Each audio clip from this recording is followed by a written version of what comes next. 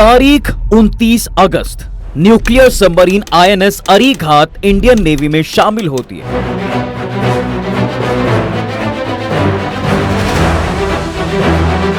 जिसके बाद defence minister Rajnath Singh ने कहा कि ये देश के न्यूक्लियर ट्रायड को और मजबूत करेगी और इससे इंडिया का न्यूक्लियर डिटरेंस बढ़ेगा।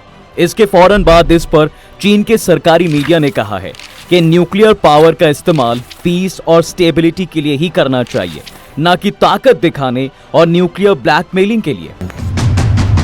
अब यहां से सीधे 3 सवाल आते हैं। सबसे पहला तो ये कि आखिर ये न्यूक्लियर ट्रायड क्या होता है, दूसरा ये कि ये न्यूक्लियर डिटरेंस क्या होता है, और सबसे बड़ा सवाल कि इंडिया के न्यूक्लियर ट्रायड के मजबूत होने से चाइना को भला क्यों इतनी दिक्कत हो रही है। इस वीडियो में मैं आपको इन तमाम सवालों के जवाब दूंगा। आप बस वीडियो के लास्ट तक मेरे साथ बने रहना। तो चलिए शुरू करते हैं। ये न्यूक्लियर ट्रायड नाम की बला क्या होती है। देखिए, न्यूक्लियर ट्रायड को आसान भाषा में समझें तो ये एक तरह का 3D मिलिट्री फोर्स स्ट्रक्चर है।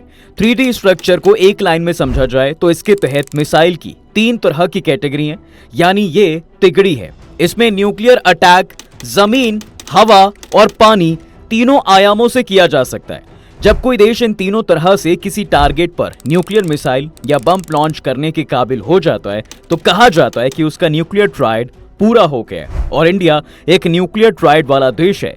माने हम जमीन, हवा और पानी से किसी भी टारगेट पर न्यूक्लियर अटैक कर सकते हैं। मसलन इंटरकॉन्टिनेंटल बैलिस्टिक मिसाइल यानी ICBMs के जरिए जमीन से न्यूक्लियर मिसाइल्स अटैक करती हैं। SSBNs यानी ship submersible ballistic nuclear category में न्यूक्लियर मिसाइल से लेस सबमरीन को रखा जाता है, जहां से पानी से अटैक किया जाता है। और आखिर में आते हैं स्ट्रेटेजिक बॉम्बर्स। इसमें वो स्ट्रेटेजिक एयरक्राफ्ट आते हैं जिनमें न्यूक्लियर बम और मिसाइल शूट करने की ताकत होती है। अब इन तीनों के बारे में डिटेल में आगे बात करेंगे, लेकिन उससे पहले एक बार न्यूक्लियर ट्रायड को पूरी तरह से समझ लेते हैं। देखिए, न्यूक्लियर ट्रायड का कॉन्सेप्ट दुनिया में न्यूक्लियर वेपन बनने के बाद डेवलप हुआ, जो कि बहुत बेसिक सी बात है। दरअसल जब बड़े बड़े देशों के पास न्यूक्लियर वेपन की ताकत आ गई थी तो इन देशों ने अपनी तीनों फोर्सेस यानी आर्मी, नेवी और एयरफोर्स को मजबूती देने के लिए न्यूक्लियर वेपन का सहारा लिया। इस थ्योरी को भी एक नाम दिया गया क्रेडिबल मिनिमम डिटरेंस यानी CMD। ये वही डिटरेंस है जिसका जिक्र डिफेंस मिनिस्टर राजनाथ सिंह ने किया था। इसका मतलब होता है कि किसी भी देश को खुद की सिक्योरिटी करने के लिए कम से कम एक लिमिट तक ऐसे हथियारों की ताकत रखनी होगी। इंडिया की ये मिनिमम लिमिट साल 2018 में पूरी हुई, जिसके बाद से इंडिया अपने न्यूक्लियर ट्रायड पूरी तरह से ऑपरेशनल कर पाया। 2018 में INS अरिहंत लॉन्च करने के बाद इंडिया इस कैपेबिलिटी तक पहुंचा था। लेकिन लिमिट पूरी करना और उसे मजबूत करना दोनों अलग अलग बात होती है। और 2018 में हम न्यूक्लियर ट्रायड नेशन बन गए थे, लेकिन अभी उसे और मजबूत करने पर भी काम होना है। अब पहले इंडिया के न्यूक्लियर ट्रायड को आपको दिखाते हैं, फिर चाइना और बाकी पहलुओं पर बात करेंगे। तो बेसिकली न्यूक्लियर ट्रायड किसी भी देश की आर्मी, नेवी और एयरफोर्स की न्यूक्लियर कैपेसिटी को दिखाता है। माने इसमें 3 हिस्से होते हैं। तो ऐसे में चलिए इंडिया के न्यूक्लियर ट्रायड के तीनों हिस्सों को जरा डिटेल में समझाते हैं। जमीन पर इसके तहत वो मिसाइल आती हैं जिन्हें जमीन से फायर किया जा सकता है, जैसे इंटरकॉन्टिनेंटल बैलिस्टिक मिसाइल्स यानी ICBMs, SRBMs यानी short range ballistic missiles. ICBM missile की फायर पावर को काफी खतरनाक माना जाता है। ये मिनटों में ही अपने टारगेट पर अटैक कर सकती है। और इसका सबसे शानदार एग्जाम्पल है अग्नि 5 मिसाइल, जो कि 5500 किलोमीटर तक अटैक कर सकती है। इसके साथ साथ इंडिया के पास और भी ऐसी तगड़ी मिसाइलें हैं, जैसे पृथ्वी, आकाश और त्रिशूल। नाव पानी, इस कैटेगरी में SSBNs आते हैं, माने ship submersible ballistic nuclear submarines. SSBN की लोकेशन ट्रैक करना बहुत मुश्किल होता है, इसलिए ये न्यूक्लियर हमले के समय में सेकंड स्ट्राइक माने अटैक का रिस्पॉन्स देने के लिए काम आती है। इसी के तहत INS अरिहंत आता है, जिससे K-15 सागरिका मिसाइल फायर की जा सकती है। इसकी रेंज 700 किलोमीटर है। अरिहंत से K-4 मिसाइल भी दागी जा सकती है। इनकी रेंज 3500 किलोमीटर होती है। इसके साथ ही 30 अगस्त को कमीशन हुई INS अरीघात भी इसी कैटेगरी का हिस्सा है। अरिहंत के कंपैरिजन में अरीघात K-4 मिसाइलों को ले जाने के लिए ज्यादा बेहतर बताई जाती है। अब वैसे एक सवाल तो ये भी आता है साहब कि क्या सभी न्यूक्लियर सबमरीन्स न्यूक्लियर अटैक कर सकती हैं? अब ये जरूरी नहीं है कि सब सबमरीन अटैक के लिए ही बनी हो। दरअसल न्यूक्लियर एनर्जी से चलने वाली सबमरीन्स 3 तरीके की होती हैं। पहली SSN यानी सबमर्सिबल शिप न्यूक्लियर जो कन्वेंशनल हथियार ले जाने के लिए होती हैं। दूसरी SSGN यानी सबमर्सिबल शिप गाइडेड न्यूक्लियर, ये गाइडेड मिसाइल लॉन्च करने के लिए होती है। ऐसी मिसाइल्स उस टारगेट को भी अटैक कर सकती हैं जो लगातार अपनी जगह बदल रहा हो। नंबर 3 SSBN यानी सबमर्सिबल शिप बैलिस्टिक न्यूक्लियर, ये लंबी दूरी की बैलिस्टिक मिसाइल्स अटैक के लिए होती हैं। बैलिस्टिक मिसाइल्स न्यूक्लियर वाली भी हो सकती हैं और नहीं भी। इन तीनों तरीकों की सबमरीन में न्यूक्लियर रिएक्टर लगा होता है जिससे बनने वाली एनर्जी का इस्तेमाल सबमरीन को चलाने के लिए होता है। हालांकि न्यूक्लियर अटैक सिर्फ SSBN सबमरीन ही कर सकती है। अरिहंत और अरिघात दोनों ही SSBN क्लास की सबमरीन है। आसमान, अब इसमें वो एयरक्राफ्ट शामिल हैं साहब जिनसे न्यूक्लियर बम गिराए जा सकते हैं। इन्हें बॉम्बर एयरक्राफ्ट भी कहा जाता है, मसलन Sukhoi Su-30 MKI, Mirage 2000H, SEPECAT Jaguar और राफेल। न्यूक्लियर ट्राइड एक्टिव कौन करता है, किसके पास होती है इसे एक्टिव करने की पावर? न्यूक्लियर ट्राइड के बारे में इतनी सब जानकारी तो समझ ली, लेकिन किसी भी देश के लिए न्यूक्लियर ट्राइड को एक्टिव करना इतना आसान नहीं है। इंडिया में भी ये इतना आसान नहीं है। इंडिया में न्यूक्लियर ट्राइड को न्यूक्लियर कमांड अथॉरिटी यानी NCA के तहत आने वाली स्ट्रेटेजिक फोर्सेस कमांड कंट्रोल करती हैं। अब ये NCA क्या है? न्यूक्लियर कमांड अथॉरिटी की स्थापना साल 2003 में की गई थी। ये देश के न्यूक्लियर हथियारों के मैनेजमेंट के लिए जिम्मेदार है। NCA के तहत दो तरह की काउंसिल होती हैं, पॉलिटिकल और एग्जीक्यूटिव। पॉलिटिकल काउंसिल के चेयरमैन प्रधानमंत्री खुद होते हैं और ये काउंसिल ही न्यूक्लियर हथियार के इस्तेमाल पर फैसला ले सकती है। वहीं एग्जीक्यूटिव काउंसिल के चेयरमैन नेशनल सिक्योरिटी एडवाइजर होते हैं। ये न्यूक्लियर कमांड अथॉरिटी के लिए इनपुट देती है और फिर पॉलिटिकल काउंसिल के ऑर्डर्स को एग्जीक्यूट करती है। INS अरिघात से इंडिया का न्यूक्लियर ट्रायड कितना मजबूत हुआ है? देखिए, इंडिया में न्यूक्लियर सबमरीन बनाने का प्रोजेक्ट 3 दशक से भी पहले शुरू किया गया था। इसमें रूस की प्राइवेट कंपनियों के अलावा इंडिया के defence research and development organization यानी DRDO ने काम किया है। 2009 में INS अरिहंत को लॉन्च किया गया और 2016 तक इसे ट्रायल के बाद पूरी तरह ऑपरेशंस के लिए तैयार मानते हुए इंडिया इसे नेवी को सौंप देता है। 2018 में अरिहंत ने पहला डिटेरेंस पेट्रोल किया, यानी ऐसी गश्त जिस दौरान ये न्यूक्लियर हमले को अंजाम दे सकती थी। इसके बाद 2022 में डिफेंस मिनिस्ट्री ने बताया कि अरिहंत से SLBM यानी सबमरीन से लॉन्च की जाने वाली बैलिस्टिक मिसाइल दागी गई। डिफेंस मिनिस्ट्री ने इसे हाई एक्यूरेसी पर लॉन्च बताया था। 2024 में INS अरिघात के सेना में शामिल होने से इंडिया की समुद्र से न्यूक्लियर अटैक करने की ताकत और ज्यादा बढ़ गई है। 6000 टन वजनी INS अरिघात इंडिया की दूसरी न्यूक्लियर सबमरीन है। साथ ही INS अरिहंत से भी ज्यादा ताकतवर है। अरिघात से ज्यादा रेंज यानी करीब 3500 किलोमीटर वाली बैलिस्टिक मिसाइल भी लॉन्च की जा सकती है। ये बैलिस्टिक मिसाइल न्यूक्लियर अटैक वाली भी होती है। डिफेंस मिनिस्ट्री के मुताबिक अरिहंत के कंपैरिजन में अरिघात टेक्निकली काफी बेहतर है। इसके डिजाइन, टेक्नोलॉजी, इसके डेवलपमेंट में लगी रिसर्च, स्पेशल डिवाइस का इस्तेमाल इसे अरिहंत से बेहतर बनाता है।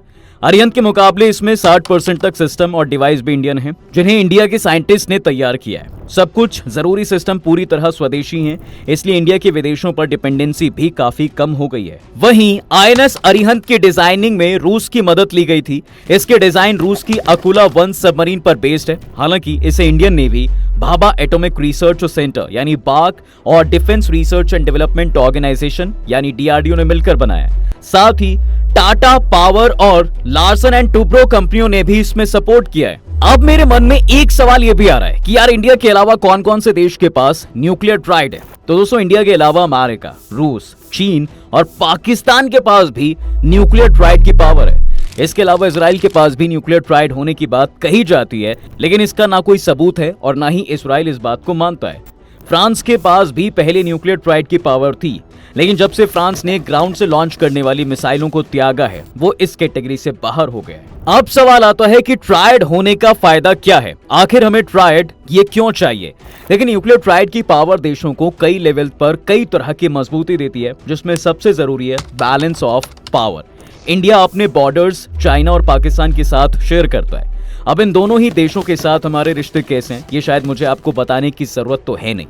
इस एक तरीके से आप ये समझ सकते हैं कि दोनों ही देश अगर कभी हम पर अटैक करते हैं तो हमें हमेशा तैयार रहना ही होता है। ऐसे में न्यूक्लियर ट्राइड का होना काफी जरूरी है।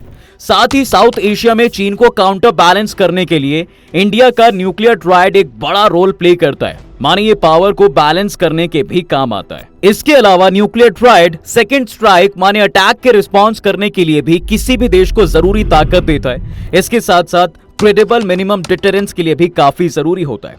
अब ये सवाल आता है कि क्या सच में इंडिया के पास न्यूक्लियर ट्रायड होने से अब भी देश इंडिया पर न्यूक्लियर हमला नहीं करेगा? अब इसका जवाब थोड़ा डिप्लोमेटिक है।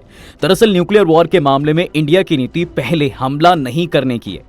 इसे नो फर्स्ट यूज पॉलिसी कहा जाता है। इंडिया का कहना है कि वो अपने न्यूक्लियर वेपन का इस्तेमाल सिर्फ और सिर्फ रेजिस्टेंस और जवाबी कार्रवाई के लिए ही करेगा। के उलट पाकिस्तान की पॉलिसी ऐसी नहीं है।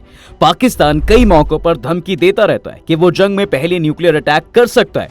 अब सवाल उठता है साहब कि अगर पाकिस्तान ने पहले इंडिया के न्यूक्लियर ठिकानों पर अटैक किया तो क्या हम जवाब देने की हालत में रहेंगे या नहीं? देखिए, कोई भी देश जब दूसरे देश पर न्यूक्लियर अटैक करेगा तो उसके निशाने पर सबसे पहले दूसरे देश के न्यूक्लियर हथियार होंगे। मान लीजिए इंडिया पर कोई देश न्यूक्लियर अटैक करके इंडिया के अलग अलग शहरों में तैनात न्यूक्लियर हथियारों को खत्म भी करते तो भी वो इंडिया का न्यूक्लियर डिटरेंस पूरी तरह खत्म नहीं कर सकता है, क्योंकि इंडिया के पास ट्रायड है, यानी हमारे पास जमीन हवा के अलावा सीक्रेट जगहों पर घूमती न्यूक्लियर सबमरीन तक मौजूद हैं।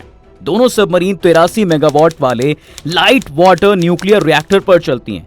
इन न्यूक्लियर रिएक्टर में पानी को ही कूलेंट और न्यूट्रॉन मॉडरेटर की तरह इस्तेमाल करके बिजली बनाई जाती है।